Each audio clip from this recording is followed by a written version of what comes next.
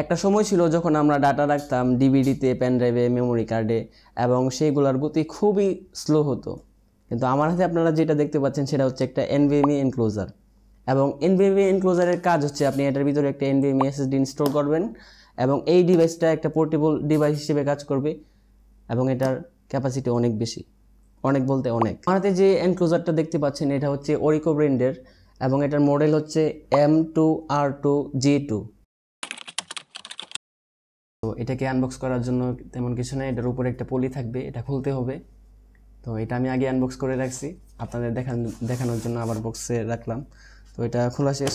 By the way এটা 3টা কালারে পাওয়া যায়, আমার কালারটা হচ্ছে সিলভার, এখানে রোজ গোল্ড আছে আর গ্রে কালারের একটা আছে। সো 3টা দেখতে মোটামুটি সুন্দর। সো এটা অ্যালুমিনিয়াম বডির এবং এটার হিট ডিস্ট্রিবিউশনের জন্য হিটসিং টাইপের এখানে করা আছে। এদিকে হচ্ছে 8GB লাইট, এটা দেখতে চটপটির দোকানের মতো লাগে কিছুটা। এসএসডি ইনস্টল করতে হবে। ইনস্টল করার জন্য আপনাদের হচ্ছে এখানে যে স্ক্রুটা আছে ওইটা খুলতে হবে। স্ক্রু খোলার পর এভাবে অভিকোষের টানে নিচে পড়ে আসবে। তো এটা হচ্ছে মেনলি আমাদের এনক্লোজার, এটা আমি আগে সেট করে রাখছি, আপনাদের আবার খুলে দেখাই বেসিক্যালি কেমনে সেট করতে হয়। এটা হচ্ছে এটার হিটসিঙ্ক এবং এখানে একটা থার্মাল প্যাড আছে। যেহেতু এনভিএমই এসএসডি অনেক ফাস্ট এবং অনেক বেশি হিট জেনারেট করে, সো এটার প্রোটেকশনের জন্য এটা এখানে একটা হিটসিঙ্ক অ্যাপ্লাই করা আছে। আর এখানে হচ্ছে দেখতে পাচ্ছেন কন্ট্রোলারটা। সো এসএসডিটা আমি এখন আবার ইনস্টল করে দিচ্ছি। সো ইনস্টল করা ইজি, স্লাইড করুন। তারপর হচ্ছে এখানে একটা রাবার টাইপের আছে, তো রাবারটা আগে এখানে রেখে তারপর স্লাইড করুন। এটা আপনারা সবাই পারবেন আশা করি,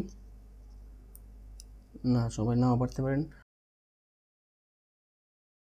2 hours later. লোগোটা যেখানে থাকবে এসএসডি ঠিক তার বরাবর থাকবে। সো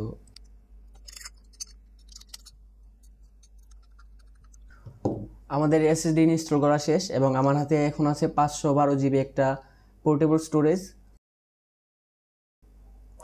সো দেখি আমরা বক্স কন্টেন্ট আর কি আছে। এখানে আছে হচ্ছে একটা ইউজার ম্যানুয়াল যেটার কোনো কাজ নাই। এখানে একটা কি ছিল জানি না, এটার ভিতরেই মনে ইউজার ম্যানুয়াল ছিল, যেহেতু আমি আগে আনবক্স করছি আমি ভুলে গেছি। তো এখানে একটা রাবারের নাট আছে, এটা হচ্ছে এসএসডিটার যদি এটারও কোনো দরকার নেই ধর। তো এখানে একটা আছে হচ্ছে 10Gbps কেবল, এখানে 2টা ক্যাপ আছে এটার প্রোটেকশনের জন্য, যেহেতু অক্সিডাইজ হয়ে মরিচা পড়ে যেতে পারে। তো এখানে হচ্ছে একটা টাইপ সি, এটা হচ্ছে এসএসডিতে লাগবে। আর এখানে আছে হচ্ছে একটা ইউএসবি টাইপ এ। এবং মজার ব্যাপার হচ্ছে এটা যদি আমি টান দিয়ে খুলি এখন হচ্ছে টাইপ সি, যেহেতু বর্তমানের বেশিরভাগ ডিভাইসে টাইপ সি এবং থান্ডারবোল্ট এসব পোর্ট ইউজ করা হয়। তো এটা এট এ টাইম আপনি টাইপ সি আকারে ইউজ করতে পারবেন, আবার এখন আপনি পিসিতে বা ল্যাপটপে ইউজ করতে পারবেন। তো এটা খুবই সুন্দর একটা জিনিস। এটার স্পিড হচ্ছে 10Gbps, তার মানে হচ্ছে আপনি রিয়েল লাইফে 800 MB/s স্পিড পাবেন এটা দিয়ে, এবং এটা আসলেই কাজ করে। আমি 2 সপ্তাহের বেশি সময় ধরে এটা ইউজ করতেছি এবং I am totally satisfied with this. এটা হচ্ছে USB 3 Gen 2। ওকে, সো বক্স কন্টেন্ট মোটামুটি শেষ। এখন আমরা রিয়েল লাইফে ইউজ দেখব। তো এখন আমি এটা লাগাই দিলাম, এটা বাই দ্য ওয়ে খুব টাইট।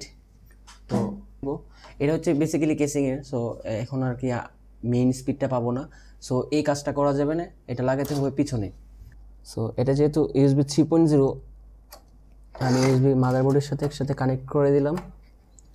তো কানেক্টেড হয়ে গেছে এবং দেখতেছেন আপনারা চটপটের দোকানের মতো 8GB লাইট বিং করছে।